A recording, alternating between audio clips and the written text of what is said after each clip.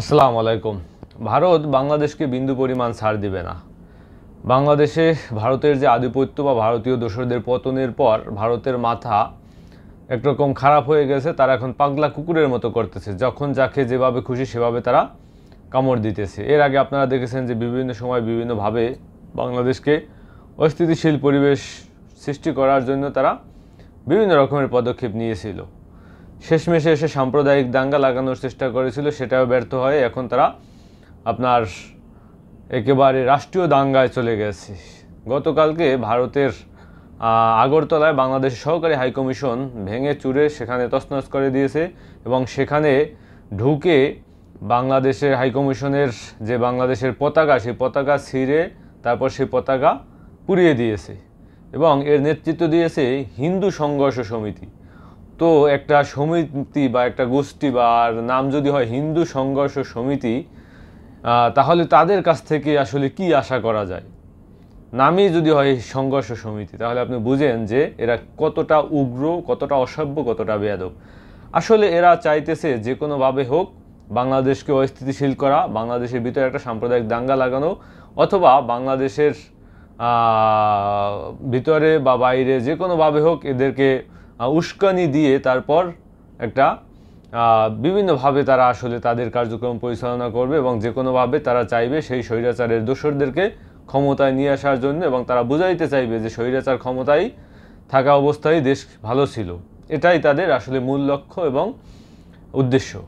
তো সেই জায়গা থেকে এখন দেখেন আসলে তারা সেই যে আপনার আমাদের হাইকমিশনারে যে হামলা করা, একটা হাইকমিশনারে রাষ্ট্রীয়ভাবে সর্বোচ্চ নিরাপত্তা দেওয়ার দায়িত্ব আপনার ভারতের, যেহেতু এখানে আপনার বাংলাদেশের হাইকমিশন ভারতের ভিতরে অবস্থিত, ওই রাষ্ট্রের ভিতরে অবস্থিত থাকায় ওই রাষ্ট্রের দায়িত্ব হলো সর্বোচ্চ নিরাপত্তা দেওয়া, এবং সেখানে তারা সেই নিরাপত্তা দিতে ব্যর্থ হয়েছে, নিরাপত্তা দিতে পারে না। এবং অনেকে বলতেছে যে এটা প্ল্যান পরিকল্পনা করে ভারত করতেছে, যে কেন তারা আসলে বারবার এইভাবে আন্দোলন হওয়া সত্ত্বেও সেখানকার নিরাপত্তা কর্মী বাড়াইল না।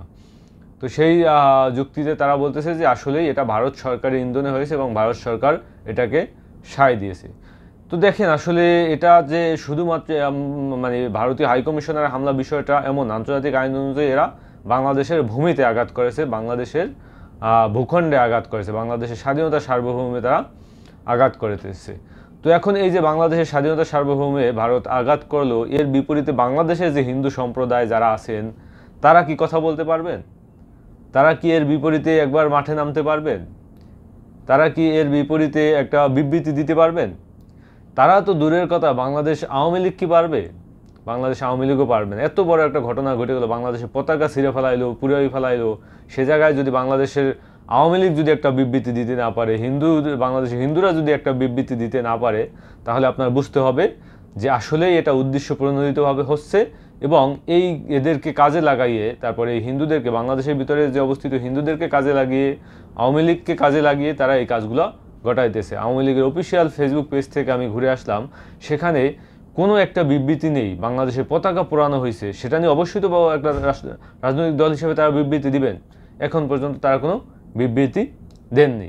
হিন্দু সম্প্রদায়ের যে সকল সংগঠন আছে তারাও এটা নিয়ে মুখ খুলতেছেন না, কথা বলতেছেন না। এখন আমাদেরকে যেটা করতে হবে, আমরা যেন আসলে এদের এই ফাঁদে পা না দিই। তারা চাইতেছে যে এখন আমরা যে কোনোভাবে হোক বাংলাদেশে অবস্থিত ভারতীয় হাইকমিশনে যে কোনোভাবে সে জায়গায় হামলা করি, সে জায়গায় ঢুকিয়া তারপর তাদের পতাকা পোড়াই দিয়ে এই ধরনের উস্কানি তারা দিতেছে। তো এই উস্কানিতে বা এই ফাঁদে যেন বাংলাদেশের জনগণ বা আমরা যেন পা না দিয়ে আমরা জাস্ট দেখি এবং সহ্য করি এবং আপনার অনলাইনে বিভিন্ন প্রচার মিডিয়া আমরা প্রচার করার চেষ্টা করি যে আসলেই বাংলাদেশের ভিতরে কোনো রকমের কোনো হিন্দুদের উপর অত্যাচার, নির্যাতন, নিপীড়ন হইতেছে না এবং বাংলাদেশের পতাকা পুড়িয়ে ভারত যে উস্কানিটা দিতেছে বাংলাদেশকে, সেই উস্কানি এবং তাদের যে বাংলাদেশকে অস্থিতিশীল করার যে মিশন, সেই তথ্য ফাঁস করে বিভিন্ন মিডিয়ায় আমরা প্রকাশ করার চেষ্টা করি এবং বিভিন্নভাবে তাদের যে উদ্দেশ্য, সেই উদ্দেশ্য হাসিল যাতে না হয় সেভাবে আমরা সচেতনতা অবলম্বন করি। আসসালামু আলাইকুম।